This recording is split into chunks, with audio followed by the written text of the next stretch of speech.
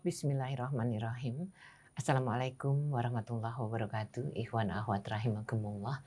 Syukur alhamdulillah kita dikaruniai kesempatan untuk bersama-sama di acara tausiah pagi yang insya Allah akan membuka sekat-sekat pemahaman baru terkait hal-hal yang membuat kita bisa menjadi hamba Allah yang jauh sebagaimana yang kita rindukan.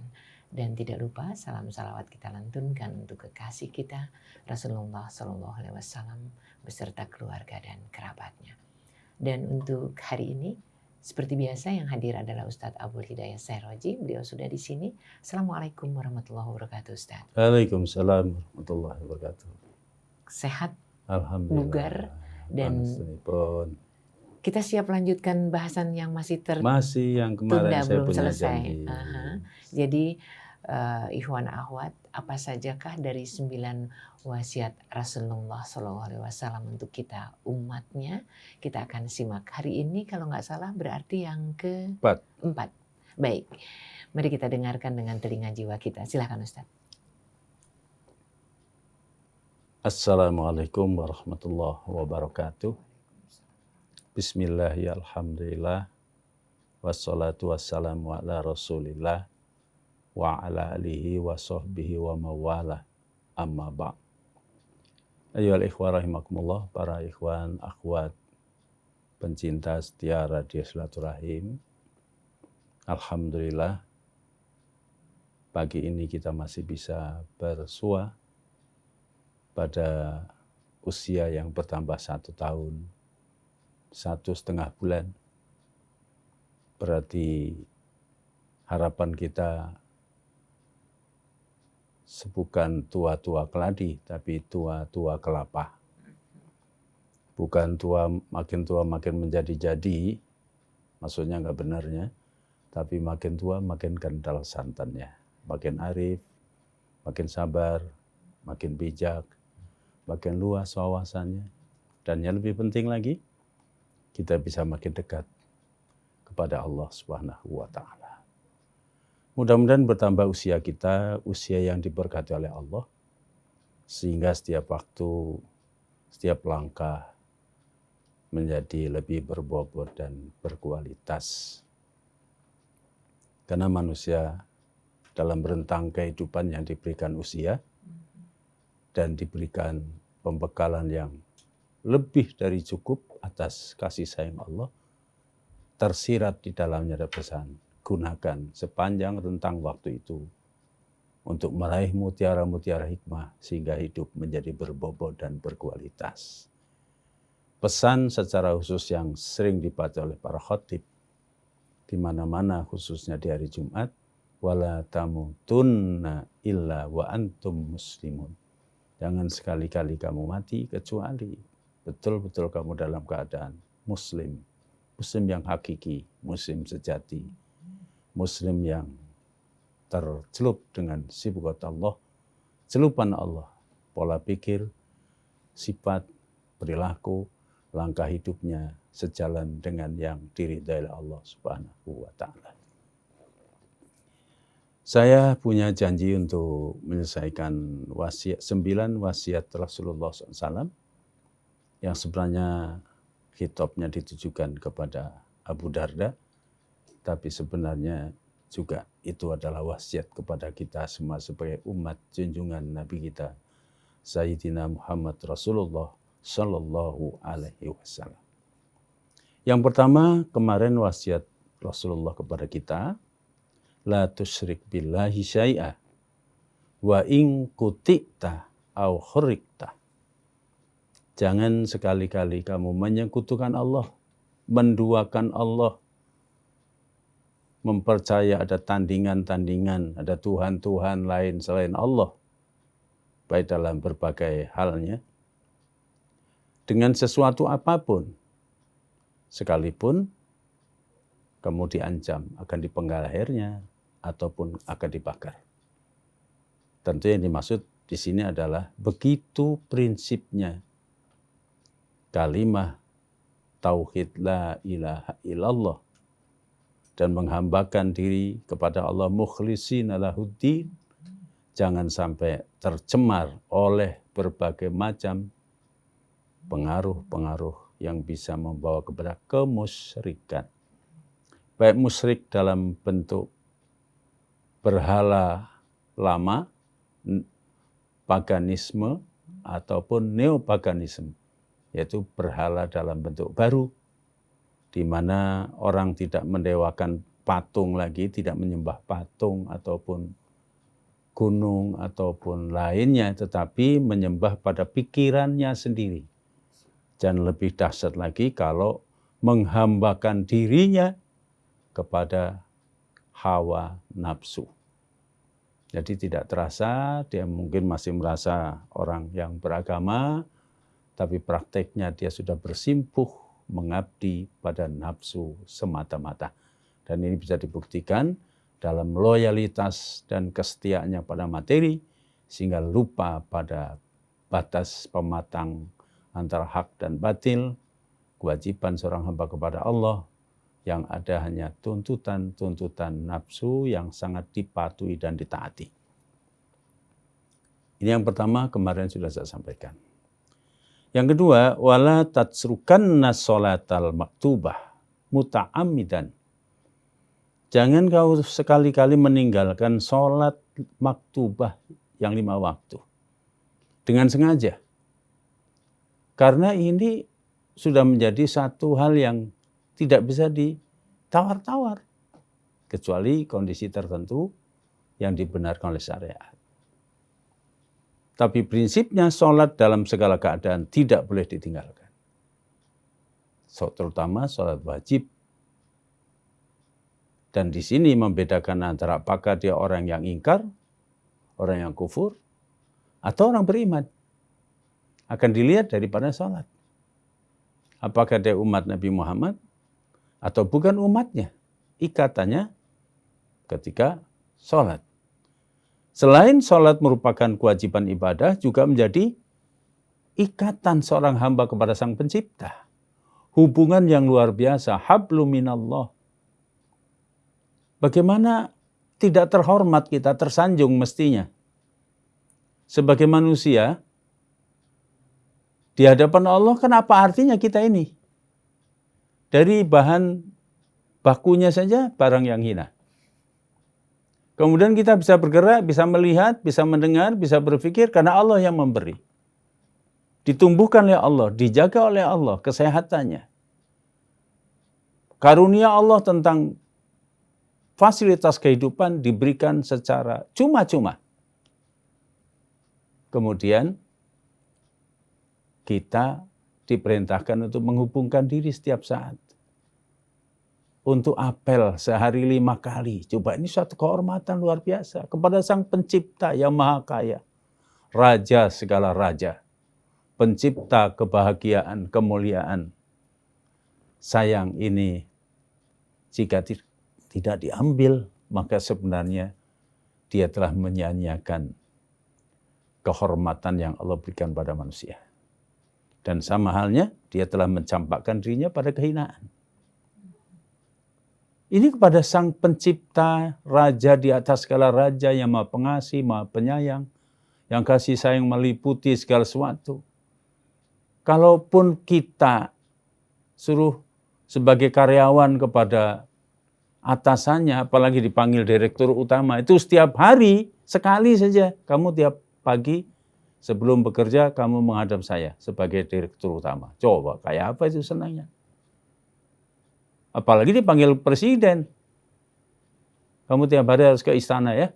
Masya Allah, luar biasa itu. Barangkali jam 3 sudah bangun, dia mandi, sudah segala macam. Ini kita menghadap Sang Pencipta sehari semalam 5 kali. Untuk apa? Apakah Allah perlu? Kalau direktur utama mungkin perlu tenaga kita, perlu pemikiran kita, ada sesuatu.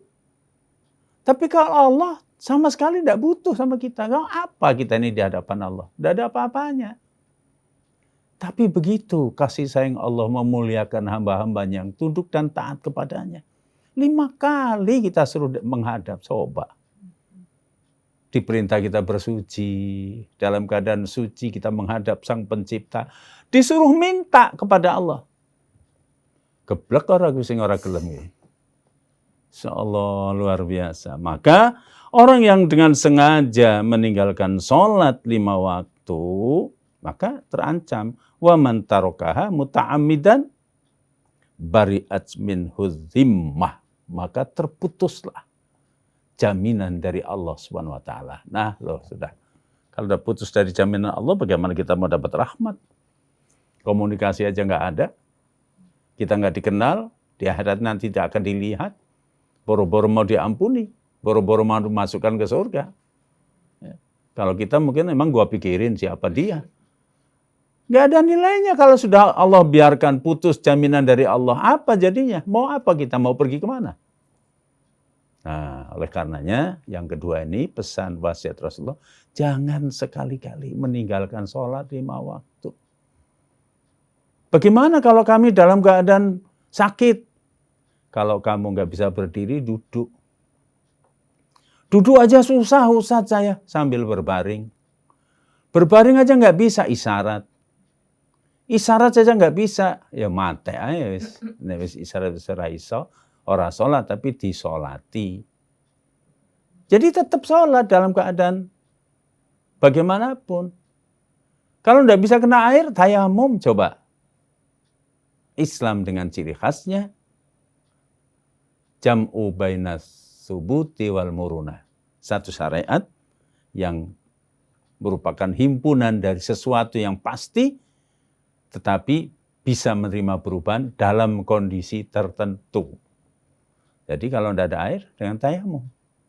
Gak bisa berdiri, duduk. Gak bisa duduk, berbaring. Tapi sholat tidak boleh ditinggal. Bagaimana kalau dalam bepergian?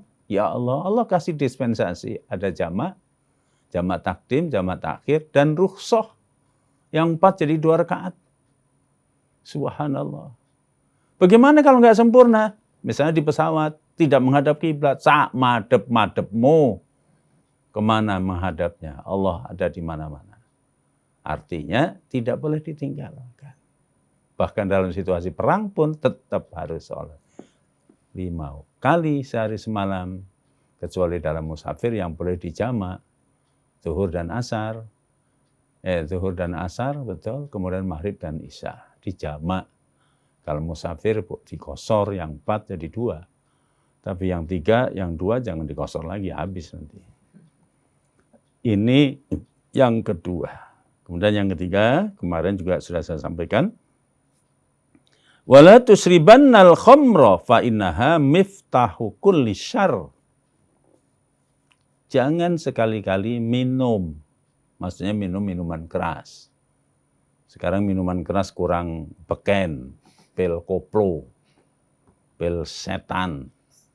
Ya, ditelan, dilebok kumanehna, akhirnya puyeng, akhirnya ya error pemikirannya, fly dia, kemudian seolah-olah berada tapi sebenarnya merusak jiwa, merusak fisik, merusak pikirannya, dan dengan biasa memabuk minum-minuman yang memabukkan atau makanan yang memabukkan menjadi pintu segala keburukan. Orang sudah tidak lagi ada kepekaan terhadap kebenaran. Dia tidak lagi apa yang ada itu senang, yang ada itu fly, yang ada itu pokoknya dorongan secara adiktif, dia ketagihan terhadap sesuatu. Apapun bentuknya, apakah minuman ataupun makanan. Ini yang ketiga. Dan yang sekarang saya sampaikan, yang keempat, wasiat Rasulullah sallallahu alaihi wasallam. Wa ati walidaika wa in amaraka an takhruja min dunyaka fakhruj lahuma. Taatilah kedua orang tuamu. Sekalipun umpamanya orang tua memerintahkan, keduanya memerintahkan kepadamu agar memberikan seluruh harta kepada orang tuamu, fakhruj lahuma, maka berikanlah kepada keduanya. Artinya apa? Saking dene. Bahasa Indonesianya apa? Saking dene. Mana pentingnya, karena urgennya seorang anak taat kepada kedua orang tua. Dosa yang kedua sesudah musyrik, dosa besar, adalah melawan kedua orang tua. Adab yang disegerakan antara lain kalau seorang anak durhaka kepada keduanya. Jadi di sini diperintahkan kita mentaati kedua orang tua kita. Karena dari orang tua kita lah kita lahir ke dunia. Digulawentah, dididik. Perjuangan orang tua mencari nafkah, susah payah, keringat, pagi, sore, siang, malam, hujan, panas. Apa yang beliau pikirkan? Biar aku menderita asal anakku bahagia. Orang tua mungkin dulu terbatas dengan segala keterbatasan, tidak bisa sekolah. Tapi di dalam hatinya terpikir, jangan sampai anak saya tidak sekolah seperti saya. Biar saya bodoh, tapi anak-anak saya harus pintar. Saya bukan sarjana sebagai orang tuanya, tapi anak saya harus sekolah tinggi dan dia menjadi sarjana. Itu orang tua pikirannya. Kalau anak sakit, orang tua berpikir, ya Allah, kalau boleh sakitnya dipindahkan kepadaku, maka pindahkanlah kepadaku. Karena tidak tega dia melihat anaknya sakit. Begitulah kasih sayang tidak bisa diukur dengan ukuran apa dunia. Maka benarlah lagu anak-anak, lagu Tika dulu yang sudah tidak pernah terdengar lagi. Kasih ibu kepada beta tak terhingga bagai sang surya menyinari dunia, hanya memberi tak harap kembali. Ya Allah, ya Rabb. Coba bayangkan. Seorang ibu yang mengandung 9 bulan lamanya. Kalau nggak percaya yang belum pernah punya anak, coba itu 2 kilo, 3 kilo batu taruh di perutnya, dibanduli sekian lama. Tidur miring, salah, begini berat, Masya Allah. Kemudian melahirkan antara hidup dan mati. Coba. Mengerang sakit luar biasa ibu-ibu. Maka perlu juga saya lihat wanita melahirkan, mendengar melahirkannya, Masya Allah. Betapa dia berjuang. Dan dia rela antara hidup dan mati. Tapi begitu anaknya lahir, kemudian dia lihat, maka seolah-olah semua penderitanya lenyap seketika. Berganti dengan tersenyum. Ya Allah, ya Rabb. Dia rela bangun malam. Dia rela tidak tidur ketika anaknya bangun, menangis. Dan seterusnya, sampai dewasa. Sampai tua juga orang tua masih berpikir. Ketika anaknya jauh, dia selalu melantunkan doa-doanya, mudah anak-anakku sehat, selamat, tidak ada suatu apapun. Dia selalu ingat pada anaknya. Walaupun anak belum tentu selalu ingat pada orang tuanya. Ibunya pengen makan sate aja, nah aku kok pengen makan sate, nah makan gulai. Aduh, Bu, sibuk Bu, nih gimana ya, ntar aja lah, gak dibeliin. Ya Allah, kebangetan tuh anak. Begitu udah sakit, udah gak bisa makan, gak mau makan, gak enak, dibeliin sate, dibeliin macam-macam. Gimana sih? Akhirnya tidak dimakan karena emang dia gak enak makan, dimakan sendiri. Nak, aku rindu nak, pulanglah nak. Lama kita tidak berjumpa. Aku ingin kau datanglah, aku kangen sekali. Waduh Bu, besok saya acara begini, tidak bisa Bu, nanti aja, sibuk. Insya Allah. Lama, tidak pulang-pulang. Udah dia sibuk, apalagi senang. Dia sudah jadi orang sukses, uangnya banyak.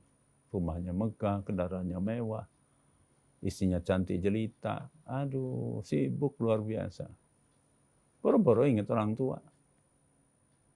Begitu dengar orang tuanya meninggal dunia, baru tergopoh-gopoh dia dengan pesawat pulang menangis. gerung-gerung. Gerung-gerungnya apa bahasa Indonesia? Menangis apa? Gerung-gerungnya apa? Bahasa Jawa Ya Allah, nyesalnya bukan main. Ya Allah, kenapa? Nggak ada gunanya. Memang anak ini luar biasa, kadang-kadang lupa. Makanya kata Rasulullah, celaka seorang anak yang masih bersempat bersama ayah bundanya, ibu dan bapaknya, tapi dia tidak sempat berbuat kebaikan. Iraha deui mau berbakti sama orang tua itu kapan? Lalu waktu sekolah 20 tahun, habis itu sekolah. 20 tahun masa meniti karir. Udah sukses, ibunya sudah tua, kepengen ketemu aja, katanya sibuk. Ya Allah. Nah inilah anak nih kadang-kadang Masya Allah. Sampai Rasulullah mengatakan, taatlah kamu kepada keduanya. Sekalipun seandainya, nggak ada orang tua nyuruh begitu. Seandainya orang tuamu, kedua orang tua menyuruh kamu memberikan semua hartanya, taatlah, berikan itu kepadanya. Coba, itu maksudnya karena kedudukan orang tua yang begitu harus kita taati. Ini kalau suruh dipanggil aja, aduh lebih mementingkan game-nya, lebih mementingkan HP-nya, lebih mementingkan seleranya. Orang tua diabaikan, Masya Allah. Coba orang tua.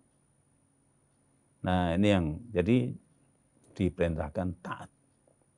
Mumpung kesempatannya masih ada, bahagialah orang tua. Buat orang ayah bundamu itu tersenyum. Ya. Orang tua tidak mengharap balasan. Melihat kamu gagah aja orang tuanya sudah bahagia. Melihat anaknya sukses saja orang tua sudah bahagia. Apalagi menunjukkan baktinya. Kita doakan setiap saat. Ketika kita ingat, sekalipun kita jauh di perjalanan, ingat orang tua, kita lantunkan doa. Syukur kita bisa bangun malam, kita doakan kedua orang ayah bunda kita tercinta. Ya Allah, nikmat benar nih kalau ini tuntunan agama itu. Tunjukkan bahwa kamu adalah orang berbakti pada ayah ibu. Ingat dari mana kau dilahirkan. Kalau hari ini sukses karena ada orang yang membimbing dan mendukung sepenuh jiwa raganya adalah ayah bunda kita, ibu bapak kita. Maka Rasulullah merintahkan wasiat betul, taat kamu kepada keduanya. Ini yang keempat.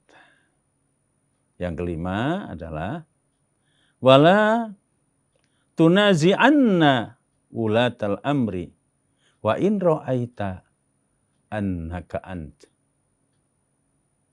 Jangan sekali-kali kamu menentang suloyo kepada ulil amri. Ulil amri secara umum ya siapa aja menjadi pemimpin yang ngurusi kita. Sekalipun kamu melihat bahwa sesungguhnya kamu berada pada posisi yang benar. Ulil amri salah. Jadi ulil amri kalau dari segi syariat, seperti yang disebutkan di dalam surat An-Nisa ayat 59. A'udzubillahi minasyaitonirrajim. Bismillahirrahmanirrahim. Atiullah wa atiur rasul. Ya ayyuhalladzina amanu atiullaha wa atiur rasula wa ulil amri minkum. Fa in tanaza'tum fi syai' farudduhu ila Allahi wa rasul. In kuntum tu'minuna billah wal yaumil akhir. Dzalika khairu wa ahsanu ta'wila. Wahai orang-orang beriman, taatlah kamu kepada Allah, taatlah kamu kepada Rasul, wa ulil amri, dan taatlah kamu kepada ulil amri. Pada kalimat ulil amri tidak memakai wa ati'u ulil amri, tapi pakai waw atof. Wa ulil amri, tidak wa ati'u ulil amri. Sebagian mufasir mengatakan bahwa waw di sini atof sebagai pengganti. Ketika ulil amri itu mentaati Allah dan Rasul, maka wajib ditaati. Kalau dilihat konteks ayatnya, nidaul mu'min itu panggilan pada orang beriman. Ya ayyuhalladzina amanu, berarti memang khusus untuk orang-orang beriman. Diperintah kita taat pada Allah, taat pada Rasul, dan ulil amri yang melaksanakan perintah Allah dan Rasul. Itu disebut ulil amri. Jadi kalau dilihat dari sini, tidak setiap pemimpin disebut ulil amri. Misalnya pimpinan kuda kepang misalnya, maksudnya disebut ulil amri. Beda, itu pemimpin, tapi bukan ulil amri. Dari segi konteks ayat ini. Jadi ulil amri adalah orang-orang yang mengurusi urusan kamu yang khitabnya kepada ya ayyuhalladzina amanu. Khusus orang beriman. Yang ngurusi orang-orang beriman. Dalam mentaati Allah dan Rasul. Tapi yang sesuai dengan aturan Allah dan Rasul. Bukan yang lainnya. Di sini nggak boleh kita sulaya, apalagi berontak. Nah, ini juga menunjukkan bahwa tidak ada perintah untuk membuat revolusi anti pemerintah sepanjang siapapun dia pemimpin kita tidak melarang kita ibadah kepada Allah. Tidak menyuruh musyrik. Jadi kita boleh taat pada makhluk, pada siapapun yang berkaitan dengan urusan kita sepanjang memang itu ma'ruf. Tapi kalau itu perintahnya musyrik ya walaupun pada orang tua sendiri tidak boleh ditaati. Walaupun dalam pergaulan akhlak kita tunjukkan bahwa akhlak kita akhlak yang mulia. Jadi di sini demarkasi umat Islam itu kepada siapapun sepanjang itu adalah hal-hal yang ma'ruf, tidak untuk maksiat kepada Allah, tidak untuk menentang Allah dan Rasul-Nya, dan mereka tidak memerangi kita, tidak mengusir kita dari kampung kita diperintah untuk tetap berbuat baik. Mumtahanah ayat 8 dan 9. Nah, jadi di sini jelas orang beriman itu bukan orang pemberontak, bukan orang yang keras kepala. Bahwa kita aktif menyampaikan amar ma'ruf nahi mungkar ya kewajiban. Kalau salah kita luruskan. Tapi dengan cara terhormat, bukan dengan cara pemberontakan, membunuh, dengan cara revolusi, apalagi teror. Karena teror itu bukan sikap seorang perwira sejati, bukan seorang rijalul mukmin. Dia menunjukkan adalah orang-orang pengecut. Lempar batu sembunyi tangan. Kalau orang beriman, jantan dia, kesatria. Kalau batil siapapun, diingatkan sama dia. Seperti ketika Abu Bakar dibaiat sebagai khalifah pertama, ya, beliau mengatakan taati kalau saya memerintahkan atau saya benar. Kalau salah, kau luruskan. Sahabat yang berdiri, saya akan meluruskan kamu dengan pedang ini. Maksudnya, kalau batil tetap akan diluruskan. Jadi memang ada care, ada peduli. Bukan soal pedangnya, itu kerasnya untuk menyampaikan amar ma'ruf nahi mungkar, tetapi pentingnya. Sebab kalau pemimpin salah dibiarkan, akibatnya luar biasa. Maka kita, terutama para ulama, para asatidz, para orang alim, para da'i, itu jangan hanya yes man. Jadi orang yes man, ada kemungkaran, apa diem aja ngelem. Kita harus amar ma'ruf nahi mungkar untuk keselamatan semua. Sebab setiap perbuatan yang menyimpang dari Allah dan Rasul, apalagi berbuat maksiat, dibiarkan nanti mengundang bencana. Mohon maaf waktu saya cerita sedikit. Ngikuti relawan ke Pulau Lombok waktu ada gempa. Setelah saya keliling, lihat keadaannya, lihat relawan-relawan yang alhamdulillah di kampung-kampung mereka sigap membantu dan sangat diperlukan. Saya silaturahim dengan Majelis Ulama di kantornya di Kota Mataram.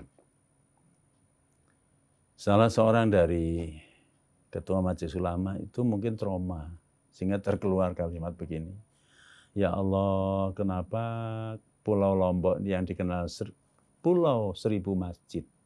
Karena memang masyarakatnya gemar membangun masjid, cinta kepada masjid. Saking demennya, saking cintanya masjid, itu satu tempat masjidnya bisa 4. Di perapatan timur, barat, utara, selatan itu. Sehingga Jumatannya itu bergilir. Jumat pertama di yang selatan, nanti yang utara, Jumat berikutnya di yang barat. Begitu, sampai begitu. Masjidnya besar-besar. Maka heran beliau Saya bisa memaklumi, kenapa? Kenapa katanya ya Allah gitu. Ya saya maklum lah, lagi trauma rumahnya juga kena gempa. Saya mau diam bagaimana, tapi saya mencoba. Saya yakin insya Allah kalau Pulau Lombok penduduknya masyarakat religius, masyarakat agamis. Tapi yang saya dengar, mohon maaf Pak, saya bilang, Pak Kiai mohon maaf. Saya dengar di sini ada pulau-pulau lain, pulau-pulau kecil. Ada Gili Trawangan, Gili Menu, Gili Air, 3 pulau itu. Konon tempat orang-orang pada telanjang, pada macam-macam, pergaulan bebas atau apa, dari luar negeri, dari mana-mana. Nah itu mungkin, dari setiap perbuatan dosa itu mengundang bencana, mengundang musibah, mengundang bala. Lalu apa hubungannya dengan kita, katanya orang-orang yang beribadah yang tidak ikut ke sana? Mungkin, saya bilang mungkin, mohon maaf. Para ustadznya, para da'inya, para ulamanya merasa nyaman pada zona aman sehingga tidak mau melakukan amar ma'ruf nahi mungkar.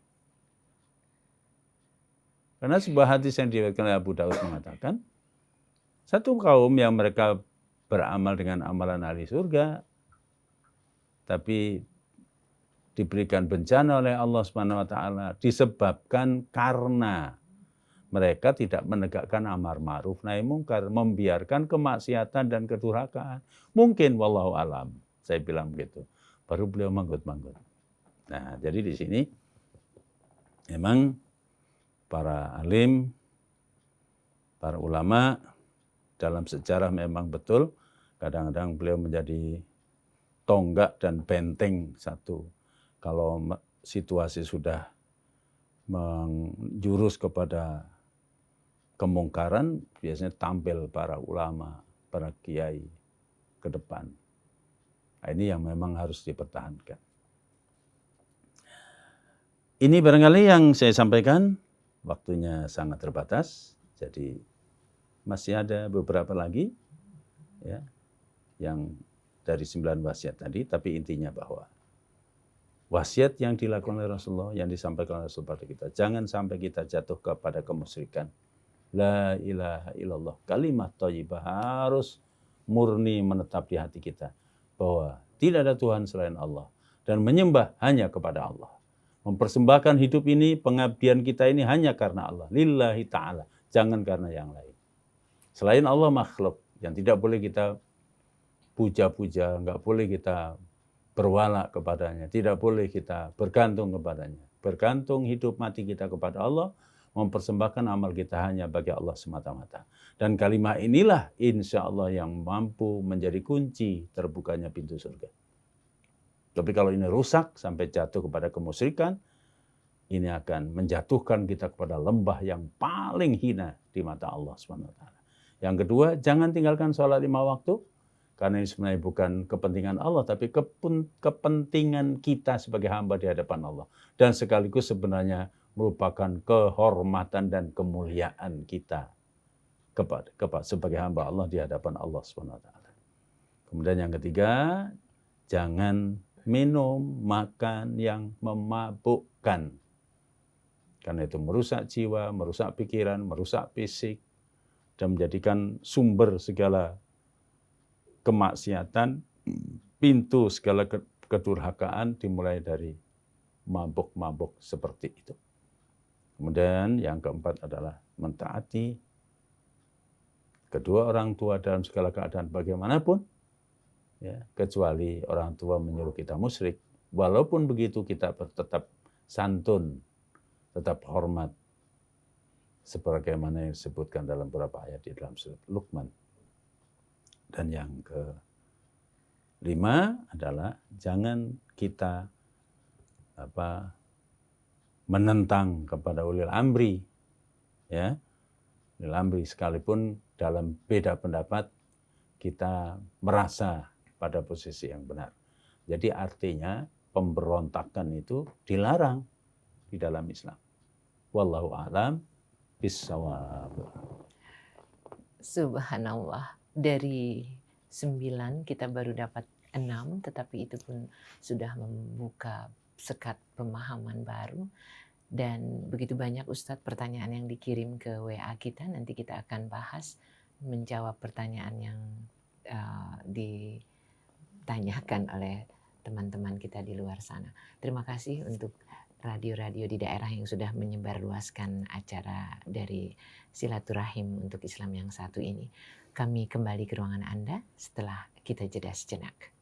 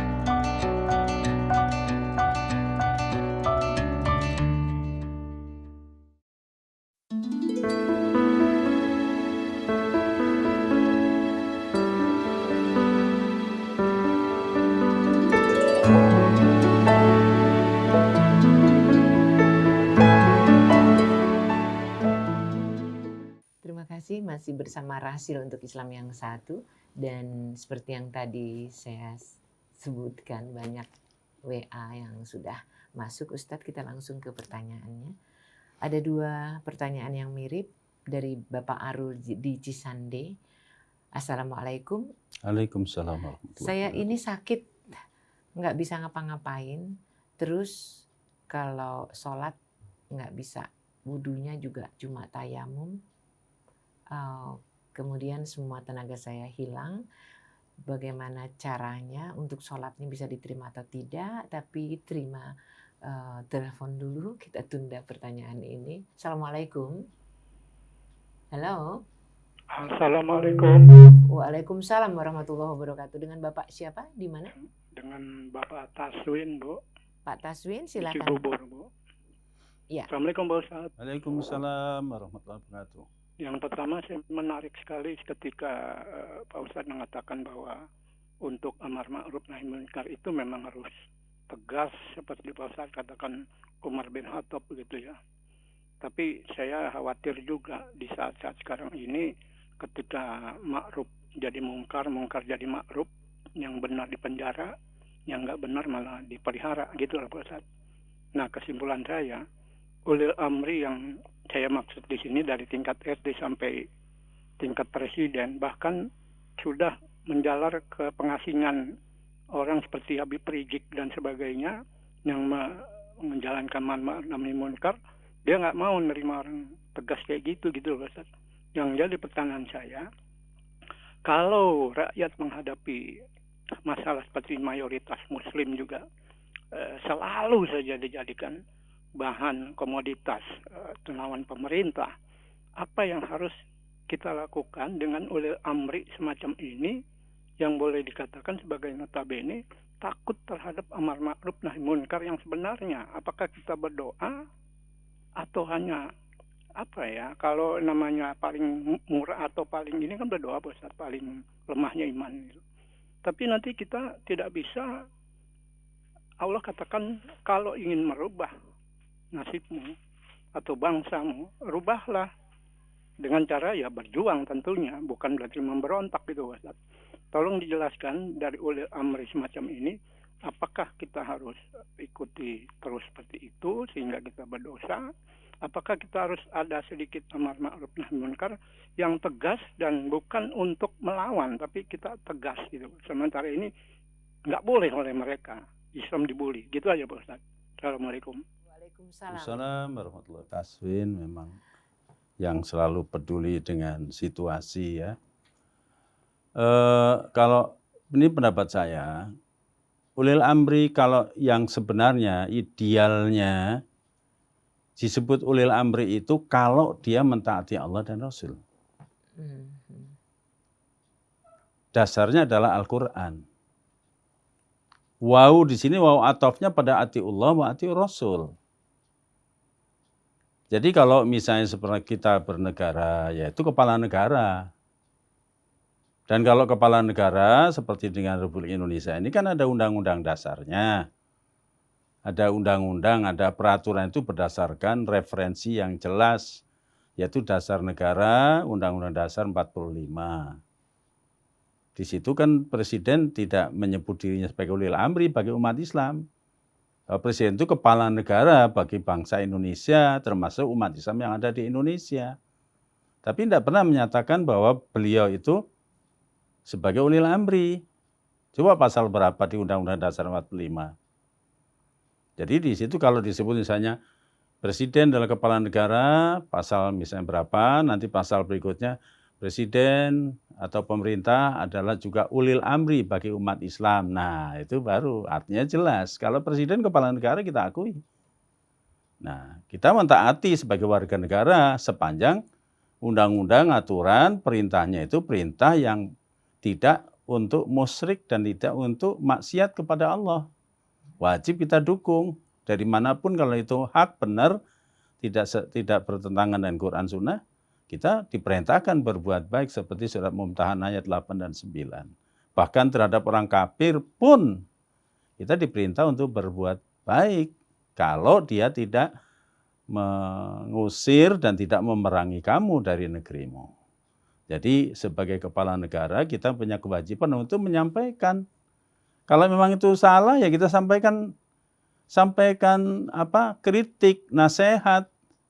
Saya kira kalau nasihatnya baik, kepentingannya amar ma'ruf nahi munkar secara lurus, tidak dipolitisir, saya kira nggak mungkin lah mereka akan yang biasanya itu yang paling alergi kalau kekuasaan itu kalau sudah dipolitisir untuk kepentingan politik atau mungkin dicurigai sebagai ada gerakan-gerakan politik yang akan membahayakan eksistensi mereka.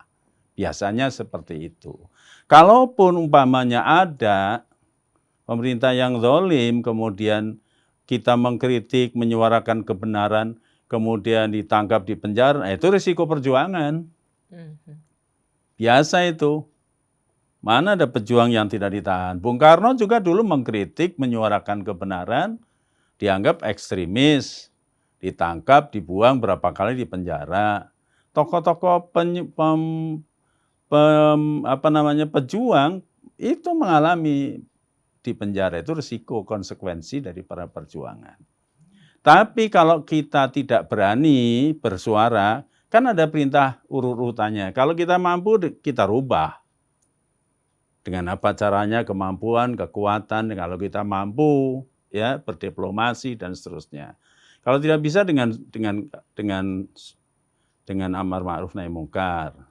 Tidak bisa juga karena saking ketatnya, umpamanya kita menjadi terancam, ya dalam hati se'ad'aful iman, sedo'if-do'if iman kita. Jadi ada urutannya. Adapun yang menyangkut muslimin, memang satu hal muslimin yang menjadi sebab, bukan muslimin sebenarnya lemah atau miskin, muslimin sebenarnya kaya. Jumlahnya banyak. Tapi tidak ada persatuan dan kesatuan, ini masalahnya. Jadi kalau umat yang bersatu, mereka kan berpikir, coba kalau di Indonesia umat yang bersatu, kompak, satu suara, agama dilaksanakan dengan benar, jangan dipolitisir. Otomatis mereka akan mikir 2 kali lipat, tidak sembarangan. Nah, tapi karena umat Islamnya sendiri senang berpecah belah, kadang-kadang menggunakan ayat untuk kepentingan-kepentingan dipolitisir, untuk kepentingan kelompok, jadi kita ribut dengan kelompok kita sendiri, ya itu kesempatan seperti itu ya dibelah-belah kita. Saya kira begitu. Jadi kewajiban kita tetap, kalau bisa kita suarakan kebenaran, kalau kita berani, adapun kemudian kita sudah menyuarakan kebenaran, ada risiko, ya kita tanggung, kita tabah dan sabar. Kalau tidak berani, cukup dalam hati dan kita berdoa. Tapi tidak boleh berhenti kalau kita sebagai umat Islam diem saja nggak boleh. Mesti kita berjuang untuk menyuarakan kebenaran. Wallahu a'lam.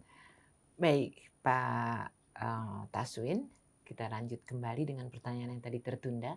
Tidak bisa tayamum pun juga sulit. Ini kebetulan ada 2 yang kurang lebih sama intinya, sholatnya diterima nggak sih kalau Gitu. untuk tayamum pun hanya sekedarnya saja? Iya, syarat orang sholat itu harus suci. Tidak sah sholat kalau tidak suci. Suci dari hadas besar maupun hadas kecil. Kalau tidak bisa dengan air, tayamum. Tayamum itu kan debu, bisa nempel di dinding, itu juga sebagian ulama mengatakan itu boleh di dinding itu diusapkan. Kalau tangannya, gerakannya terbatas, barangkali bisa dibantu. Dibantu seberapa dapat, tapi itu harus dilakukan tayamum itu. Jangan sampai tidak, karena saya nggak bisa, ya sudah nggak usah tayamum, sholat saja ya. Sholatnya nggak sah. Seberapa dapat kita lakukan tayamum, ya, sebab itu merupakan persyaratan sah atau tidaknya sholat. Ya, seberapa dapat tadi ada bagian kalimat yang tangan saya hanya bisa mengusap kasur atau spray yang kemudian saya berikan ke wajah. Nanti kalau bisa dibantu sama ada debu ya keluarganya ya. Dan kita doakan mudah-mudahan yang sakit itu menjadi kafarat bagi semua dosanya. Kemudian disembuhkan dengan kesembuhan yang sempurna sehingga bisa melaksanakan sholat dengan sempurna dan terbaik. Amin, Allahumma amin. Dan terharunya kita Ustadz yang mengirim WA ini adalah yang usianya sekarang kalau dia sekolah cuma kelas SMP, sementara sakitnya sejak kelas 5 SD. Allahu Akbar. Mudah-mudahan Allah mudahkan ya. Dan selanjutnya pertanyaan berikutnya Pak Ustadz, kalau menasehati mertua yang kurang berbakti kepada orang tuanya bagaimana? Ini dari Ibu Maimunah di Semarang. Karena pasalnya biaya hidupnya berkenan untuk menanggungnya, tapi tidak berkenan untuk merawatnya. Iya. Terima kasih. Kalau berani ngomong sama mertua dengan baik-baik, bagus. Kalau tidak berani, tidak gedugo, bahasa Semarangnya, ya kita minta tolong pada ustadz, pada alim, pada ulama, supaya menasihati dia. Karena berbakti sama orang tua, Masya Allah, suruh mikir dong, waktu kecil tuh dia mencret, dia sakit, itu siapa? Yang gulawenta, siapa yang merawat? Sekarang orang tua satu begitu, Masya Allah. Padahal Allah menguji kita ketika anak masih kecil sakit, ujian buat orang tuanya. Ketika orang tuanya sakit, maka ujian buat anaknya. Kepengen lulus atau enggak? Itu kesempatan, Masya Allah. Surga sebagai imbalan orang beriman yang mau merawat orang tuanya. Nah ini kan memang barangkali perlu pemahaman agama ya. Jadi kalau bisa menasihati sendiri bagus. Tapi kalau tidak bisa, minta tolong dengan alim, dengan ulama, tokoh di situ. Sampaikan halnya supaya bisa memberikan nasihat pada dia. Wallahualam. Selanjutnya dari Ibu Supi di Depok. Ustadz, Assalamualaikum. Waalaikumsalam. Kalau orang tua kita dulu nggak sholat, tapi sekarang sudah meninggal, kita anak-anaknya ini, apa benar tidak boleh mendoakan karena tidak akan sampai kok?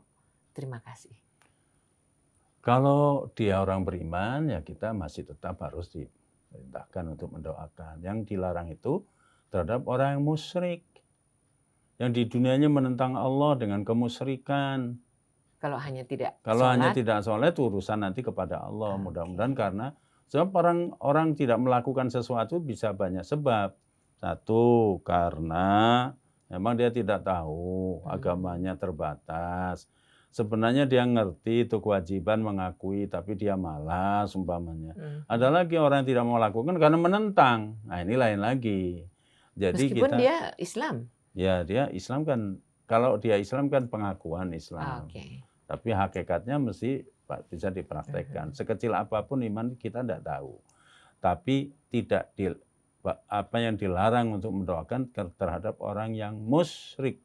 Kalau orang beriman dengan orang Islam ya terus kita doakan. Kita beramal anak-anaknya supaya nanti bisa mengimbangi atau bisa menutup kekurangan atau kekeliruan, kesalahan selama ini pada dua ibu bapak kita. Baik, berikutnya dari Ibu Hani.